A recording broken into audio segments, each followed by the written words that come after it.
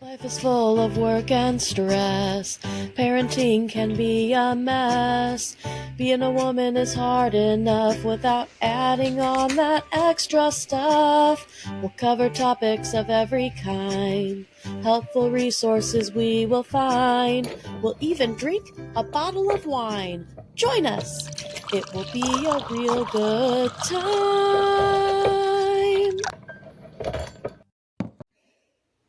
Hi, I'm Amanda, And I'm Nikki. and welcome to Working Mom's Wine, where from now on I'll be drinking Chimay.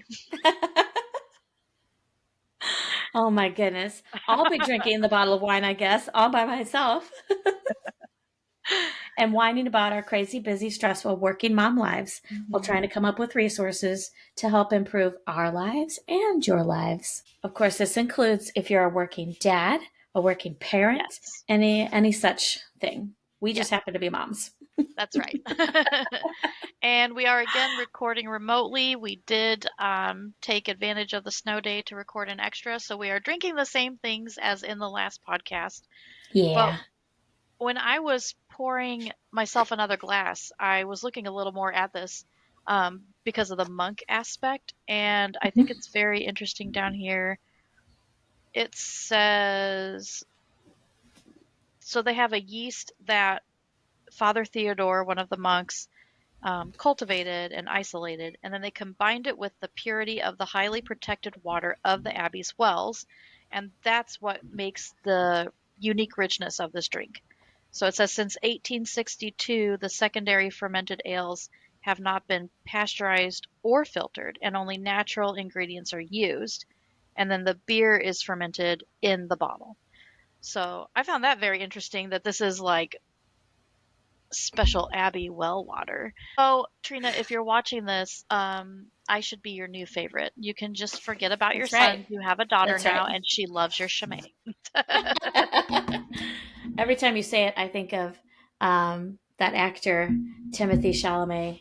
Oh, he should make his own and have a Timothy Chimay. Chalamet A Chimay. Chalamet Chimay. Yes, a Chalamet Chimay. Which is funny because we're talking about Financial February, and Yes. this gal that I read and listen to a lot, she's obsessed with him. She Mm. talks about him in all of her podcasts and the Did books. you Like, see she just the loves him. lookalike contest? I did. Oh my gosh, that was so good. So good. If you That guys one and don't the know what we're Jason talking Kelsey about, ones were my favorites. yes, Like, those look are them good. up. Oh my gosh. Okay. So, as I gave away a moment ago, we're in Financial Yes. February. Welcome back. We did Yay! this last year and we had so much fun learning for ourselves, and we made a lot of moves ourselves. And Yes. education is key in this area. And not a lot of us not everyone comes from a background where this is taught as an Yeah, actual knowledge base for you to build on. So, we wanted to exactly. take down that barrier. And I feel Yeah, like even when you are taught that stuff, you're only taught to the knowledge limit of your parents, sure. and what came down to them. Right. So And we can it's good to continue to share the grow and learn knowledge. and set our children up for better futures. That's right. That's right. And with anything, it's always good to recap what you've gone over. And Yeah, then, of course, we can go from there with new things we've learned about, whatever. So, this first episode, we are going to recap the highlights of last year. So, yeah. anything from the episode that stood out to us that we still utilize, things like that. We're going to basically recap episode by episode on this episode. How many That's times did I right. say episode in one sentence? Episode. So, um, the first one that we had was around the need to monetize our yes. lives. And basically, we kind of went over how you often feel like you do have to monetize everything you do, whether it's the podcast you're doing for fun or you literally taking steps throughout your day. There's a lot of small ways to monetize your life outside of work. And so we talked about some of our favorite apps in that area. So my top two were Cashwalk. You do have to put it on your lock screen to maximize the benefits, but every time you take a step, you get a coin, I think it is. They do have like a daily limit. I don't often reach that daily limit because I'm lazy, but there's a lot of ways to earn those coins and get gift cards, and they really do pay out. I've used them multiple times to get discounts on things like Subway. And then I like Fetch. I like it for the receipt scanning, and now they have a gaming aspect where you can earn coins for doing mobile games. And so I do often play a game that I wouldn't normally play just because I know I'm going to get a gift card out of it. Yeah. I think my top two would be Upside and Shopkicks because I hate Oh, and Upside. loathe scanning anything, Yeah. receipts, going in the store and scanning items. But these are things that you just tie to your credit card and your account. Shopkicks, you visit through the website through the app before you make your purchase and accounts. And then Upside, you just tell them you're here and you tell them when you've checked out and you get points. Yes. And it adds up to gift cards and or money. I So, found yeah. out after I made a pretty much $200 Chewy order that if I had done it through Fetch, I would have Mm, gotten like 20% back. I So, hate that yeah. when you forget and you do it some other way. Yeah. But yeah, I forgot about Upside. That is such a great way to get cash back on your gas. And if you can plan ahead enough and pick the right gas station, like some of them are like, oh, you'll get a penny per gallon, but some of them are like 10 cents per gallon. So Mm-hmm. Yep, primo, chef's that's kiss. right. And Upside has groceries, gas, and Oh, restaurants that's too. true. So, yeah. But yeah, True, if you want to true. check out more details about our favorite apps, you can go back to the episode from last year and check it out. Yeah. Comment below if you have apps that you'd like to share with people that you like to use, I'll or if try you to have link referral our codes. I was gonna say I'll try to link our referrals for the ones that we mentioned, Yeah. because yeah, we're gonna benefit from it, but so are you. What's next? So the second episode we covered investing, Hmm. which I feel like that's when we go over how our last year went. I'll have a few things to say on that subject. Good things. Yeah. Um, but we talked about high yield savings accounts. It was the first time I had found out about that. I immediately signed up for SoFi and I have never looked back. Hmm. And some people I know are complaining because the high yield savings accounts, the percentages of them are going down. That's natural with the movement of the market. As someone who works in finance, I will let you know that there's going to Yeah. be times where it's 4.6% and times where it's lower than that. And they're But just it's moving still what the more than a market does. checking account. So Yep, get on it. because with my checking account, I think I was getting 0.05% or Yep. 0.5%. I It was got double digits. 1%. Yeah. And now I get Well, 4%. yeah, it's still an improvement. Exactly. And there's some great people to follow if you want to learn more about investing, about where to begin, about how to get to a place where you can start investing, like the steps Mhm. beforehand. I followed some great creators over the last year. Um, this is a book by Vivian Tu. She's your favorite Wall Street girly is her tagline, and she's incredible. She's on all the social medias, and this is her most recent book. And then I also follow Tori Dunlap, the financial feminist. She's also big on social media. And they also, of course, have books, have podcasts, have courses you can pay for and take, have free resources, but they'll help you understand, what are your initial steps? What is the best thing to do right now with your money, that kind of stuff, and just provide that basic level of education. And then, for free. And then they have Mhm. courses that you can pay for when you get ready to grow your investing skills. And then this guy I love on YouTube, I think he's on TikTok too. But I'm trying to steer away from that in case it gets canceled in a few days. His screen name or tag or whatever is Call to Leap. His name is Steve, and he's really great too. He was a public school teacher who decided to grow his knowledge on investing and is like now a millionaire from Yeah. that. And so he teaches those skills and gives a lot of great both short and long view videos on things you can do and what he would recommend for different age brackets and everything. So it's a great way to get some free education. Nice. Our third episode, we talked about side hustles. Yes. For me, that usually means the dreaded direct sales, which people will always lump in together as MLMs. But I have done Hmm. quite a few of them in the past. My advice, if you are considering it, is select a product you're going to use Yeah. and know everything about what you are going to be expected to pay before you go into the business. Some of them Right. will have you pay for your own website. Some of them will have you maintain a specific quota. Some of them are much more loose. I don't think I had to pay for my own paparazzi website, but it's been a while. Um, you did have to purchase $100 within a rolling year, but it was very easy to do that when everything was like consistently moving. And I found that it was an easy one to put down whenever I wanted and pick back up whenever I wanted. Despite the inventory in the back, I actually don't really actively sell it anymore. But I have started with a company called Bellamy, and what I like about them is, again, you're not paying for your website. Their whole motto is they want to keep as much money in your pocket as possible because otherwise you're not motivated to work. And like this lady like comes from her own background of wanting to support not only women but just families in general and making sure that like everybody is feeling fulfilled in their role.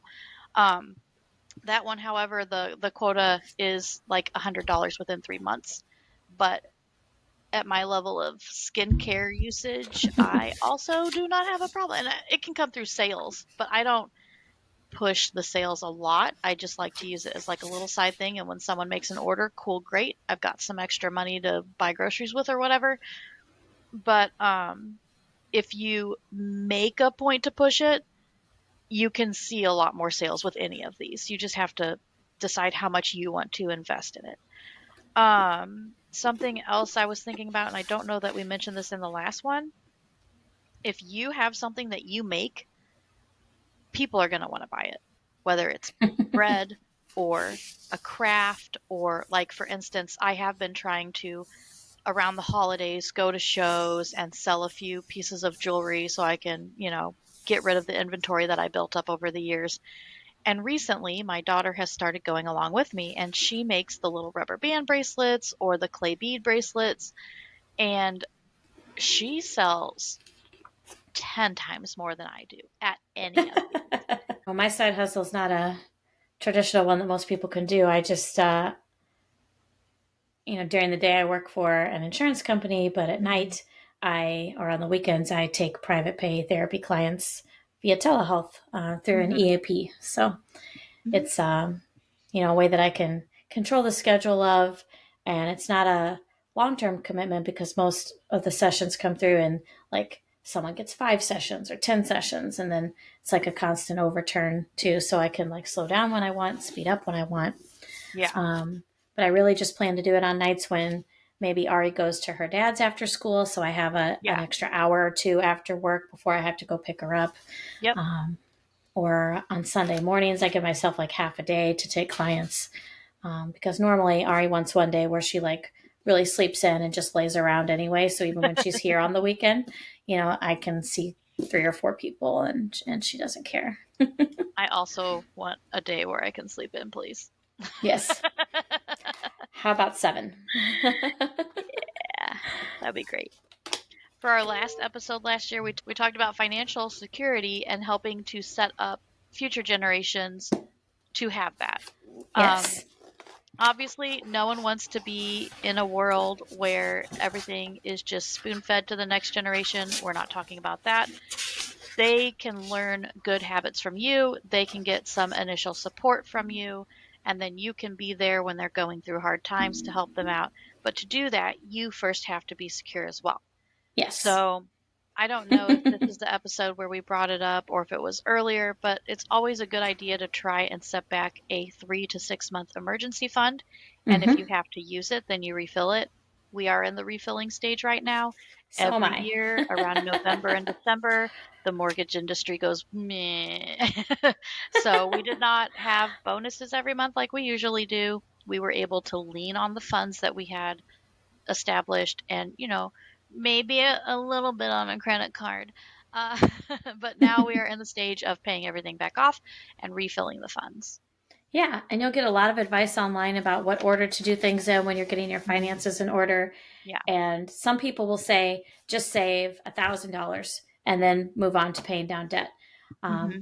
but in this day and age, the better advice is to save 3 to 6 months of your salary first, of your Yeah. expenses, because a lot of people, there's no company loyalty anymore. You'll get laid off in a heartbeat with no remorse whatsoever. And you never know when those things are going to come up. And the whole point of having enough in your emergency fund before you pay off like your credit card debt is the fact that emergencies will come up. Yes. So if you pay off your credit card debt and then you start building your fund and you don't have your fund yet, the emergency comes up. Where are you going to put it? Back on the credit card. So save that fund first so that as emergencies come up, you can pay from that. And then once you have that in a healthy cycle, then you start paying down that high percentage debt.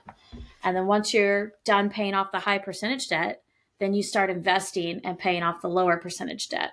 Yeah. So that's kind of like the new version of baby steps. Yeah, basically the $1,000 step, if they still have that, I don't know if they've adjusted for inflation or not, but even back in the day, Brandon and I would do that, and very often the emergency we had was over $1,000 anyway. Yeah. So it's like it just puts you in a worse situation. Yeah, that's a number from the dark ages, which is where a lot of that dude's advice comes from.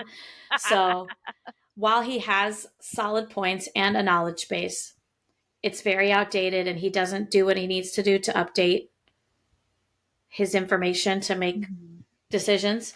So we're talking about Dave Ramsey, if you can tell. Some great programs, and yes, has been very helpful for some people. But there really is more up-to-date information for people of our generation and up who struggle with different things, you know? Yeah. The fact that you can't have a full, 40-year career somewhere anymore. Right. There is someone who works under that umbrella, and they made, I can't remember his name. I want to say it's Anthony something, but I'm probably way wrong. It's got some pretty good advice in there if you need a good starting point. Obviously, there's going to be some basic things in there, like making sure that, the kids are applying for every scholarship they can get, blah, blah, blah, whatever. But I got that for free through work, and I started reading it, and they even break it out into, here's what you do in middle school, here's what you do in high school. I've been using that to try and set myself up for when these kids go to college in a couple of years. Anthony O'Neill, debt-free degree. Debt-free Is that what you're degree. talking about? Yep. Okay. I was right. It was an Anthony. You're right. So Anthony O'Neill, debt-free degree. I would definitely recommend at least like renting it from the library. It's not a long read. Like most self-help books, there's a section in there where you're like, I really could have done without this. And then you get into the actual meat and potatoes of the book. So no matter what stage you're at, you could like look that book up through your library. You could make some notes, and it's good advice and it's never too late. Like that's something he puts in there. Like some people are afraid they're coming into this too late. It's never too late to start somewhere. That's right. I highly recommend checking that book out. Oh yeah. And so always go out and look for what's new, what's new out there, because the most up-to-date information and strategies will be in there. How did your fiscal February to February, nice alliteration, go? Better than the year before. I opened a high yield savings. Good. I started auto drafting into my Roth IRA after realizing that I would need one to ever retire. It flabbergasted me that this whole time I'd been told to just use your company 401k and put your money in there and do a certain percentage based on how old you are. And I always followed those rules, only to find out when I'm almost 40 that is never going to be enough. Yep. And I should have been doing this other thing the whole time. So I started doing the things. I did save up, I think it was 3 months of my salary in an emergency savings fund. But then I did have an emergency, which I was then able to pay for, which was a beautiful thing. But I do have to start over basically in my savings. But it's also put me in a position to where I can pre-save for a big vacation coming up, which I've never been able to do. I usually maybe pay for like a fourth of it maybe up front, and then I put the rest on a credit card and I spend the next 2 years paying it off. That's what I did last time. This time I was able to pre-do that. So by the time we go, I will not have to put any of it on a credit card, although I will for the points, and then I will pay it off immediately before, I have to pay any interest on it. But that's another great tip. Yes, I was just thinking about that. So this last Christmas, we got very lucky in general this last year because we moved houses and we had a house to sell, and we were in a market where we got more for our house than we would have pre-COVID. So we were able to say we're going to put some funds for clothing, vacation, Christmas, whatever. We set up that savings account and everything. And of course, I also started the high yield savings, which is great. The first time I got my like $5 or $6 back, I was like, heck yes. Yes. So much better than like a quarter. But when Christmas came around, I do have an Amazon card, and I think there are other cards that give you more cash back, but I got it when they had really good promotions going. I got like $150 worth of free stuff off the bat. Ooh, And that's yeah, nice. yeah. I was like, well, if you're going to give me an Amazon card just for signing up, okay, fine, you finally have me. But they give you a certain percentage back on your purchases, and that can increase sometimes and if you're willing to do longer shipping times or if it's on a special item. So all Christmas long, I would buy whatever, then I would pay it off with the Christmas fund, and then I would use the reward points to get more free things. So if you can be responsible with that cycle, I Yeah, highly recommend it. But it know can be very yourself. beneficial. Yes, know yourself and know if you can. Mm-hmm. Um, Yep. so we were doing pretty good until we had a couple car issues. We ran into fourth That was quarter. my thing too, a car issue. Yeah, it's always the freaking cars. So we, again, yeah, it's you see the money go away and you're like, man, this sucks. But at the same time, then you turn around and go, but at least I'm not putting all this money on a credit card that I then have to pay back off. So Mm-hmm. we did overall end up putting some back on a credit card just to get through the rest of it. But then I was able to turn around and go, you know what? I happen to know that we're going to have that credit card paid back off very soon and that we'll be rebuilding these funds very soon. And it just felt so good to be in Yeah. a much better spot financially than we were even a year ago. Definitely. So, and I've also been trying my hand at investing outside of company investments. Like usually I just use the 401k or I did start transferring to a Roth as well. But when Reddit hit the IPO, I think it was back in March, you could basically pre-buy their stock. And so I bought one and boy, do I wish I had bought more because it basically doubled in price. Wow. Um, so I've been experimenting with some investments here and there, some where it's like this is a random thing, but it seems to be performing well. Some where it's like this is a company I know and am interested in. I like IPOs a lot because they are very cheap initially, and then if you're lucky, then they'll do well and you can profit off of that. But a lot of them definitely read they call it a prospectus, and you can read through it before you buy. Reddit, for instance, I was not allowed to sell it for 4 months. If I had done that, there would have been a $50 penalty. I don't know if that was per stock or if there was something like that. But so I knew, even though it skyrocketed out the gate, that I could not sell it if that had been my intention. Um, but like I have Nvidia stock now, which has been up and down, but that's okay. And I started experimenting a little bit with crypto, and this is something where I know it's very volatile and I'm a lot more like gambling. And back in the day when you could get one Bitcoin for $100, I looked at it and this is how we were. Like, I was like, we can't throw $100 at an investment and hope that it pans out someday. But if we had, we would now have $100,000. And not everything's going to be that way. It is a gamble, it is a risk. But I did decide to try out a few cheap cryptos, things that are like the Shiba Inu one is like literally a fraction of a cent. So I bought a few of those. I bought a little bit of Doge. I thought these are all things that are anywhere from a couple bucks to fractions of a penny. And why not buy a little bit of it? And if for some reason crypto explodes in the future, it's there. But again, I would only do it if you have it, and I would only do it if you can lose it all. So I never invest more than I am willing to completely lose.